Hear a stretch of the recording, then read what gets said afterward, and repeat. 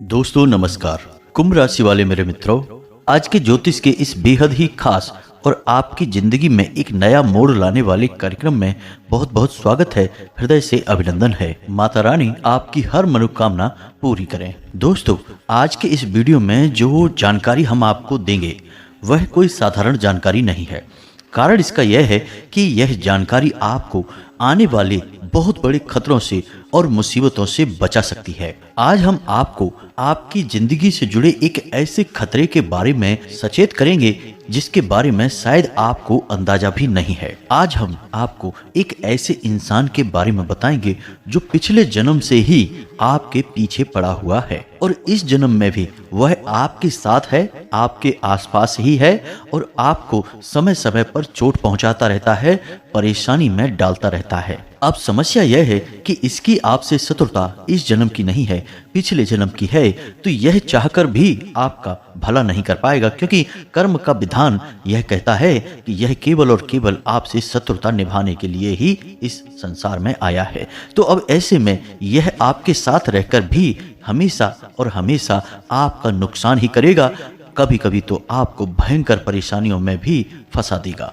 तो अब आपके मन में यह प्रश्न अवश्य उठ रहा होगा कि ऐसा कौन सा इंसान है जो पिछले जन्म से आपके पीछे पड़ा है और हम इस विषय में कैसे जानते हैं। तो दोस्तों, हम आपको बता दें कि आपकी राशि में केतु की स्थिति को देखकर यह आसानी से बताया जा सकता है कि पिछले जन्म के रिश्ते नाते इस जन्म में आपके साथ हैं या नहीं हैं, और हैं तो किस स्थिति में हैं। तो अब आप ऐसा समझिए कि आपकी राशि अब इस ओर इशारा कर रही है कि आपका पिछले जन्म का शत्रु जो आपके पीछे पड़ा है लंबे समय से, आपके लिए साजिशें बुन रहा है और आपको एक गहरी चोट पहुंचाना चाहता है। दोस्तों, हम आपको बता दें कि इस शत्रु के 3 नाम हैं। तो ना केवल आपको इस शत्रु के बारे में पूरी विस्तार से जानकारी प्राप्त होगी, साथ ही साथ आपको यह भी पता चलेगा कि इसने कहां कहां और कैसे आपको नुकसान पहुंचाया है और अब भविष्य में आप इससे कैसे बच सकते हैं। दोस्तों, यकीन मानिए कि हम ना केवल ज्योतिषीय आकलन पर निर्भर रहते हैं, बल्कि माता रानी की कृपा से अपनी अनुभूतियों के आधार पर भी आपको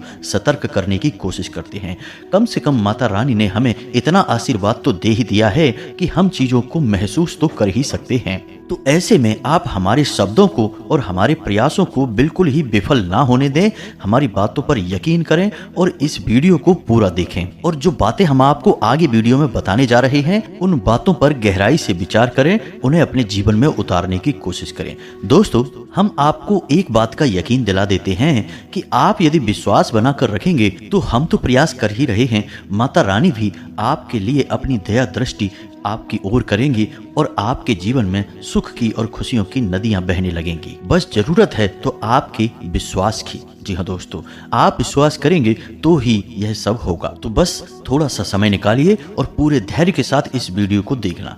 दोस्तों, इस वीडियो को आपको ठंडे दिमाग से देखना है। जो बातें हम आपको बता रहे हैं उन बातों के बारे में किसी से कोई चर्चा नहीं करनी है, क्योंकि कुछ बातें आपके दिल से जुड़ी हुई हैं, आपके छुपे हुए रहस्य हैं, राज हैं। आपकी कमी यह है कि आप अपने दिल में कोई राज रख नहीं पाते हैं, अपनी बातों को किसी न किसी के साथ शेयर अवश्य कर देते हैं। कभी कभी तो आप इस वजह से मुसीबतों में फंस जाते हैं कि आपने अपने दिल की छुपी हुई बात किसी से शेयर कर दी थी। तो कृपया कर इस बार आप ऐसा ना करें, बस सुने और समझें। जी हाँ दोस्तों, कुछ ऐसा अद्भुत आपकी राशि में, आपकी कुंडली में हो रहा है। कुछ ऐसे योग बन रहे हैं जो आपको बहुत लंबे समय तक लंबी पीड़ाओं में डाल सकते हैं और आपको ऐसे ऐसे कष्ट भी दे सकते हैं जिनके बारे में आपने सपने में भी नहीं सोचा होगा। तो इन योगों के बारे में भी आपको जानना बेहद आवश्यक है। हम इसके विषय में भी आपसे बात करेंगे, कुछ ऐसे कार्य आपको बताएंगे जो आपको भूल कर भी नहीं करने होंगे। दोस्तों, यह तो सभी बताते हैं कि क्या करें और क्या ना करें, लेकिन इन बातों को गहराई से कोई नहीं समझाता है और कुछ ऐसे कार्य हैं जो पूर्ण रूप से बाधित होते हैं। उन कार्यों को करना यानी कि अपनी दुर्गति को आमंत्रित करने जैसा होता है, तो उन्हें बिल्कुल भी नहीं करना चाहिए। कोई इन विषय पर बात नहीं करना चाहता है, सब ऊपर ऊपर की बातें करते हैं। तो चलिए दोस्तों, बिना समय गवाए आज के इस महत्वपूर्ण वीडियो को प्रारंभ करते हैं। लेकिन इससे पहले आपसे एक निवेदन है कि आप पूरी भक्ति भाव के साथ माता रानी को याद करते हुए कमेंट में जय मां भद्रकाली रक्षा करो, जय मां भद्रकाली कृपा करो अवश्य लिखें। एक बार नहीं 3 बार लिखें और हम आपको बता दें कि आप लोग कमेंट बॉक्स में अपने नाम और स्थान के बारे में बताते हैं, हमें यह बहुत अच्छा लगता है। और हम चाहेंगे कि जिन लोगों ने अब तक अपने नाम दिए हैं, माता रानी की सीधी कृपा उनके पास पहुंचे, माता रानी उनका उद्धार करें।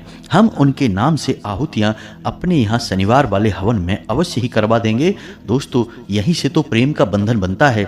जब हम आपकी सेवा करने के लिए तैयार हैं और आप भी हम पर पूरा विश्वास दिखाते हैं तो बहुत अच्छा लगता है। ऐसा लगता है जैसे कि माता रानी की हमने भक्ति की है वह पूर्ण रूप से सफल हो चुकी है। जी हाँ दोस्तों, तो अब ध्यान से सुनिए, जो बातें हम आपको बताने जा रहे हैं वे आपके जीवन के लिए रामबाण साबित होंगी। संजीवनी बूटी के समान वे आपको एक नई ऊर्जा देंगी, नया जीवन देंगी। आपके जीवन में वैसे तो कई रिश्ते नाते हैं, आप सभी रिश्ते नातों को पूरे भाव के साथ सच्चे हृदय से निभाने की कोशिश करते हैं। किसी को भी आप किसी भी प्रकार से दिल से नुकसान नहीं पहुंचाना चाहते हैं, ना ही किसी का दिल दुखाना चाहते हैं। और जो आपसे प्रेम करते हैं वे आपसे बेहद प्रसन्न भी रहते हैं। लेकिन दोस्तों, आपके कुछ रिश्ते ऐसे भी हैं जो आपके दिल के बेहद ही करीब हैं। आप उनके बिना जीने के बारे में सोच भी नहीं सकते हैं और उनके लिए आप किसी भी हद तक जाने के लिए तैयार रहते हैं। लेकिन आपको जानकर आश्चर्य होगा कि उन्हीं रिश्तों में कुछ रिश्ते ऐसे भी हैं, यानी कुछ लोग ऐसे भी हैं जो आपके बारे में बिल्कुल भी अच्छा नहीं सोचते हैं।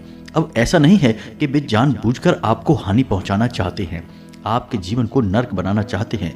कभी कभी अनजाने में ही उनके हाथों ऐसे काम होते हैं कि आपके जीवन में पीड़ाएं प्रारंभ हो जाती हैं, तकलीफें शुरू हो जाती हैं। अब ऐसा होता ही क्यों है और इस बात में कितनी सच्चाई है, इस बात को समझाने के लिए हम आपको एक छोटी सी कहानी सुनाते हैं। कहानी बेहद ही रोचक है और आपके जीवन से सीधे संबंध रखने वाली है, तो ध्यान से सुनें। एक बार की बात है कि एक गांव में दो दोस्त रहा करते थे। गरीबी और बेरोजगारी से परेशान थे, तो उन्होंने सोचा कि चलो कहीं बाहर निकलते हैं और कोई रोजगार, कोई काम धंधा करेंगे जिससे कुछ धन कमाएंगे, पैसा कमाएंगे और वापस आकर अपने घर वालों को भी सुख देंगे और खुद भी जीवन खुशियों के साथ जिएंगे। बस ऐसा सोच के दोनों दोस्त बाहर किसी बड़े शहर में चले गए।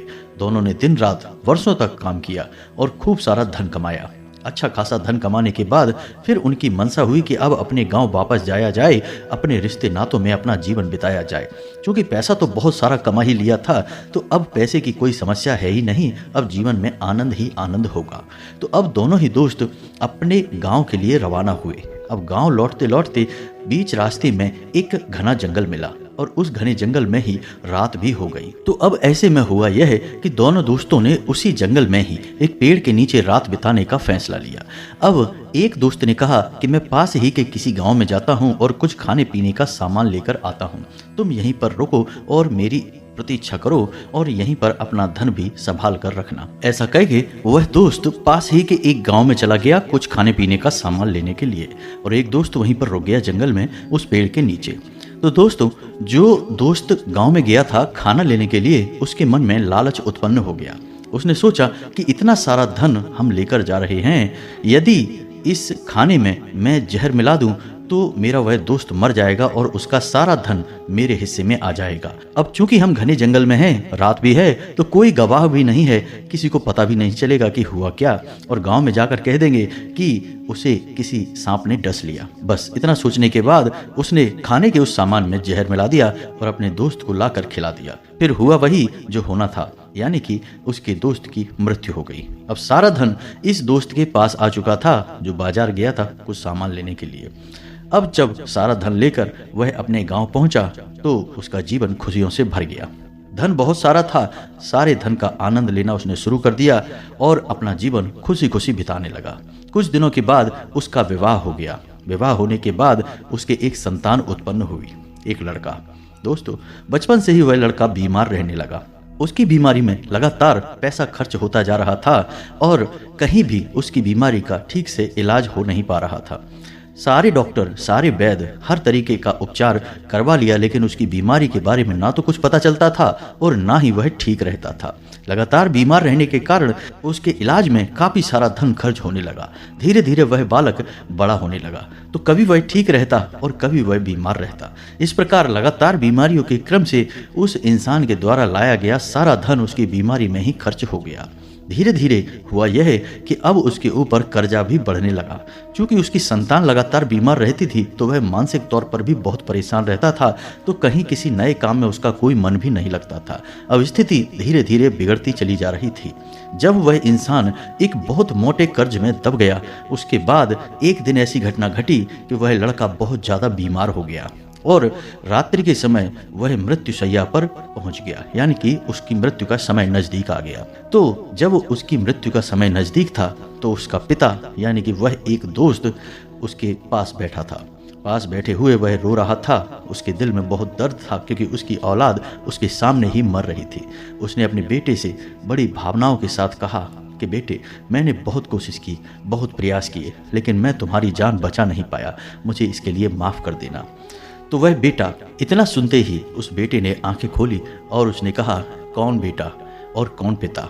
मैं तुम्हारा वही दोस्त हूँ जिसे तुमने चुपचाप जहर देकर मार दिया था। अब मेरा हिसाब पूरा हो गया। जितना धन तुमने मुझसे चोरी किया था वह सारा खर्च तो हुआ ही, उसी के साथ साथ उतना ही कर्जा भी तुम्हारे ऊपर चढ़ गया। अब मेरा बदला पूरा हुआ, अब मेरे जाने का समय आ गया। और इतना कहने के बाद उसकी मृत्यु हो गई। अब यह कहानी हमें क्या सिखाती है? दोस्तों, हमने चाहे कोई भी पाप किसी भी जन्म में किसी के साथ किया हो, कोई अन्याय किया हो, लेकिन कर्म का बंधन बंधा ही रहता है, वह हमारी आत्मा पर बंध जाता है। और हम जब भी कोई दूसरा जन्म धारण करते हैं तो वही पुराने हमारे हिसाब किताब इस जन्म में चुकता होते रहते हैं। उम्मीद है आपको समझ में आ रहा होगा कि हम क्या कहना चाहते हैं, और ऐसा ही कुछ आपके साथ भी हो रहा है। जी हाँ दोस्तों, आपके जीवन में एक ऐसा रिश्ता है जो आपसे दूर नहीं हो सकता, यानी कि आप चाहकर भी उससे दूरियां बना नहीं सकते हैं, लेकिन वह आपके जीवन में बहुत परेशानियां खड़ी करता रहता है।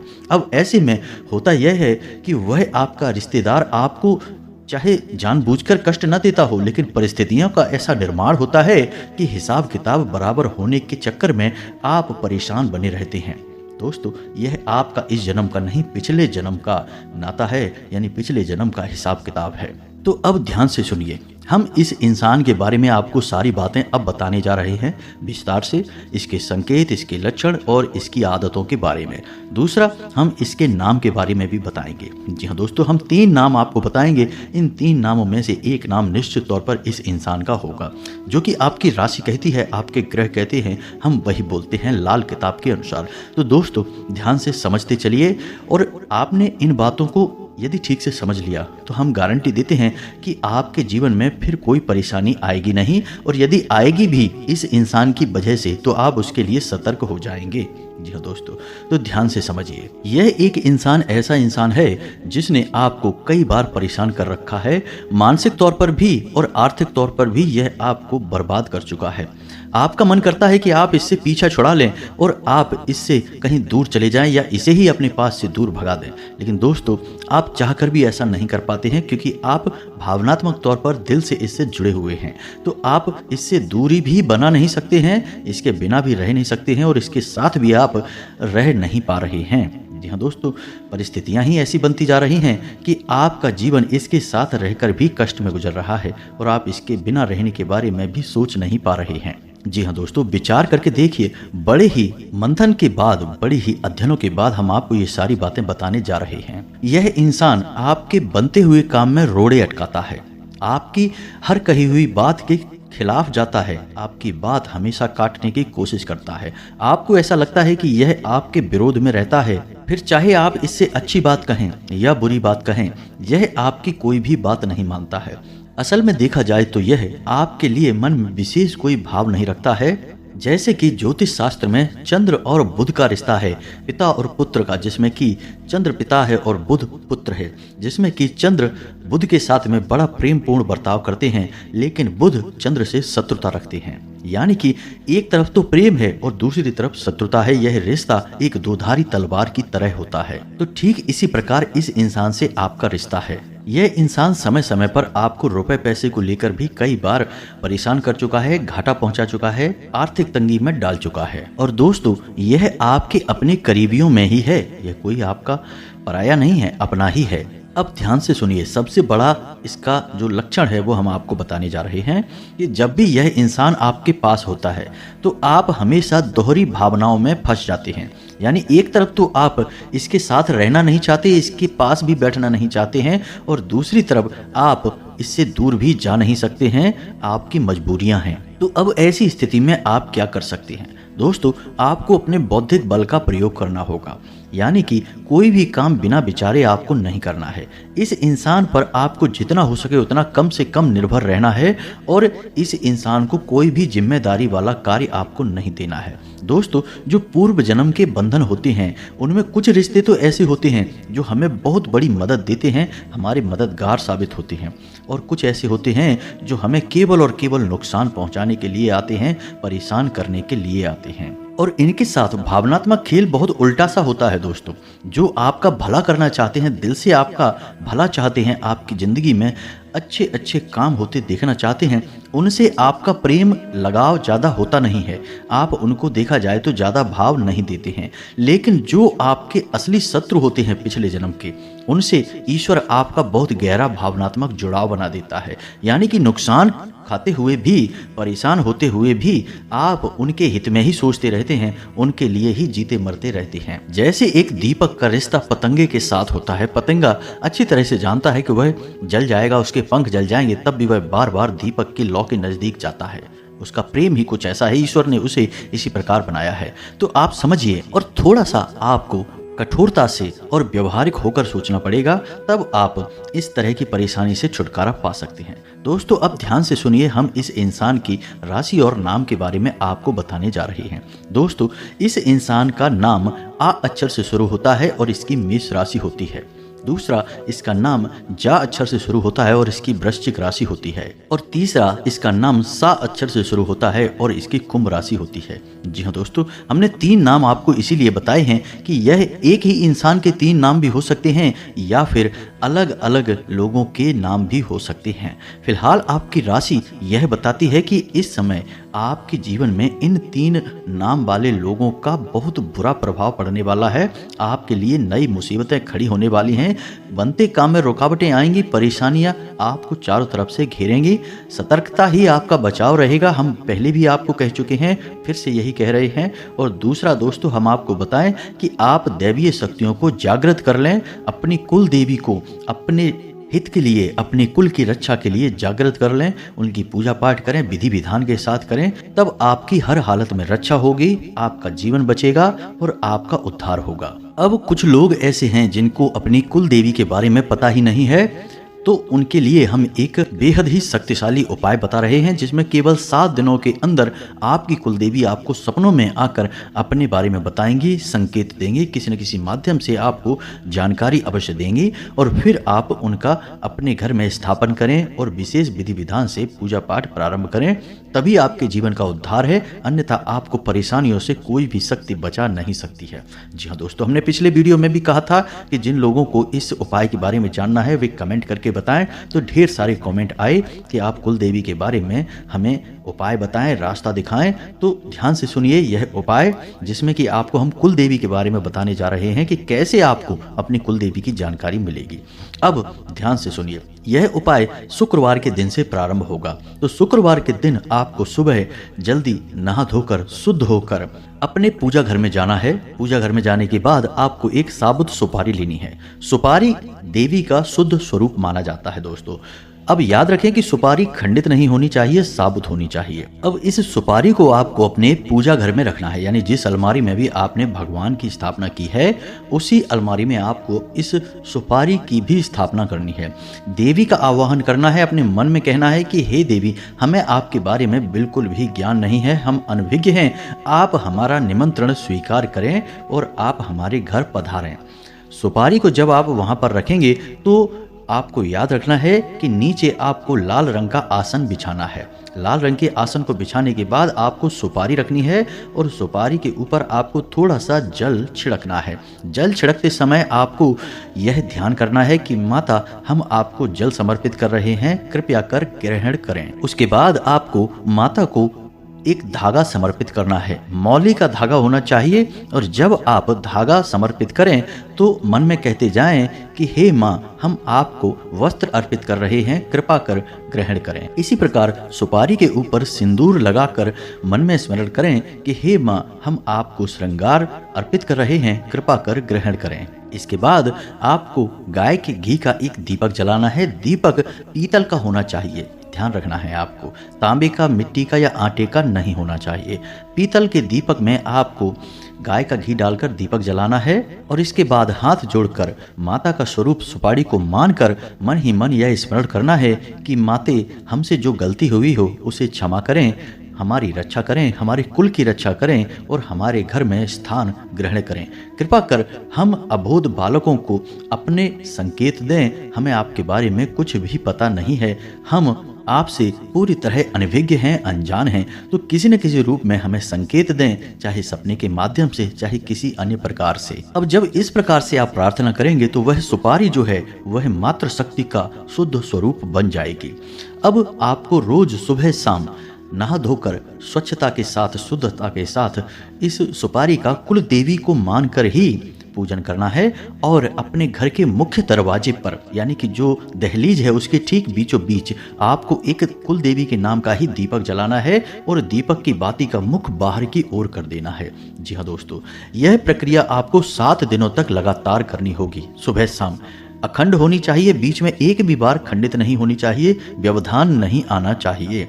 दूसरा कि इस प्रक्रिया को करते समय आपको कुछ बातों का विशेष ख्याल रखना होगा। अब चूंकि देवी मात्र शक्ति हैं तो किसी भी स्त्री का आपको भूल कर भी अपमान नहीं करना होगा। ऐसे में आपकी परीक्षाएं ली जाएंगी दोस्तों, क्योंकि देवी देवताओं की कृपा इतनी आसानी से प्राप्त नहीं हो जाती है, तो आपकी कई बार परीक्षा ली जा सकती है। यानी कि कोई स्त्री आपका अपमान करेगी, हो सकता है कि कोई ऐसा व्यक्ति हो जो आपको कष्ट पहुंचाए, आपको मानसिक तौर पर प्रताड़ित करे, तो ऐसे में आपको क्रोध भी आ सकता है। तो अपने क्रोध पर नियंत्रण रखें। महिलाओं का तो भूल कर भी अपमान ना करें, यह आपके लिए एक चुनौती होगा। क्रोध पर नियंत्रण रखना होगा। जरूरत से अधिक किसी से चर्चा ना करें, विवाद ना करें, नकारात्मक वातावरण से दूर रहें। जुआ, शराब और किसी भी अन्य प्रकार के व्यभिचार और अन्य नकारात्मक चीज़ों से दूर रहें। जी हाँ दोस्तों, जितना हो सके उतना सात्विक रहें, मन को सकारात्मक भाव से भरे रहें और जितना हो सके उतना दिन में जब भी आपको समय मिले देवी से यह प्रार्थना करें कि हे देवी, हमें रास्ता दिखाएं, अपने होने का एहसास कराएं, हमें किसी न किसी माध्यम से दर्शन दें, कुछ न कुछ संकेत दें। आप मन ही मन यह प्रार्थना करते रहें। दोस्तों, 7 दिन के अंदर अंदर देवी आपको किसी न किसी रूप में दर्शन देंगी। जहाँ तक है ऐसा देखा गया है कि अक्सर जातकों को सपने के माध्यम से देवी के दर्शन होते हैं या किसी न किसी प्रकार का संकेत प्राप्त हो जाता है। लाल किताब में इस प्रक्रिया का वर्णन मिलता है और इस प्रक्रिया के माध्यम से हजारों लोगों ने अपनी कुल देवी के बारे में, जिनके बारे में वो पूर्ण रूप से अनभिज्ञ थे, उनके बारे में पता लगाया है। और दोस्तों, यकीन मानिए कि जिन जातकों ने अपनी कुल देवी का पूजन शुरू कर दिया है, उनके जीवन में ऐसे चमत्कारी और भव्य परिवर्तन आए हैं जिनके बारे में उन्होंने कभी सपने में भी नहीं सोचा था। यानी कि उन्होंने यदि यह सोचा था कि उनका काम धंधा अच्छा चले और उनका जीवन आसान हो जाए, तो आसान होने के बजाय आज उनके लाखों करोड़ों के कारोबार हो गए। किसी के ऊपर बहुत कर्जा था तो उनका कर्जा तो उतर ही गया, उल्टा उनके पास इतनी आमदनी और इतना पैसा आ गया कि अब वे अपने जीवन को भोग विलास के साथ, खुशियों के साथ जी रही हैं। और कुल देवी की महिमा के बारे में तो फिर बखान ही क्या करना, कहना ही क्या। दोस्तों, आप खुद आजमाइए इस उपाय को और फिर आप इसका परिणाम क्या होता है आपके जीवन में, इसके बारे में अनुभव करिए, उसके बाद हमें कमेंट करिए। दोस्तों, उम्मीद है कि जो जानकारी हमने आपको बताई है यह आपके जीवन में एक महत्वपूर्ण किरदार निभाएगी, आपके जीवन में चमत्कारी परिवर्तन लेकर आएगी। हमने बड़ी मेहनत से इस वीडियो को बनाया है, तो आप हमारा सम्मान करें, मनोबल बढ़ाएं, वीडियो को लाइक अवश्य करें। साथ ही साथ कमेंट में माता को याद करते हुए पूरे भक्ति भाव के साथ जय मां भद्रकाली कृपा करो, जय मां भद्रकाली रक्षा करो अवश्य लिखें। माता आपके लिए बाधाओं के हर रास्ते को तोड़ डालेंगी, सफलता के हर मार्ग को आपके लिए खोल देंगी। इसी के साथ साथ आज के इस वीडियो को विराम देते हैं। मिलते हैं अगले ज्ञानवर्धक वीडियो में, तब तक के लिए धन्यवाद। जय माता की।